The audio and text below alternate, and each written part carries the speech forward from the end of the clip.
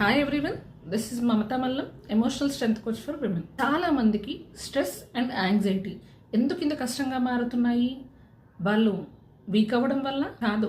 నిజానికి వాళ్ళు చాలా రోజులుగా వాళ్ళు మానసికంగా అలసిపోయి మనసులో భారాన్ని మోస్తూ ఉంటారు. చూడ్డానికి బాగానే కనబడతారు, కానీ మనసులో ఆలోచనలు మటుకు ఆగవు. జరిగిపోయిన సంఘటనలు, విన్న మాటలు పదే పదే గుర్తుకొస్తూ ఉంటాయి. ఫ్యూచర్ గురించి భయం, తమ మీద తమకు సెల్ఫ్ డౌట్, ఇలా చాలా మంది జీవితాల్లో జరుగుతుంది. స్పెషల్లీ విమెన్ సైలెంట్గా స్ట్రెస్ ఓవర్ థింకింగ్తో సఫర్ అవుతూ ఉంటారు.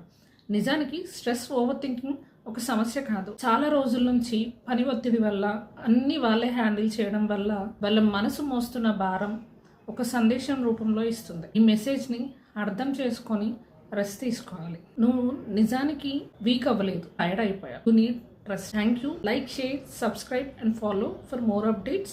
DM or contact me for guidance and support.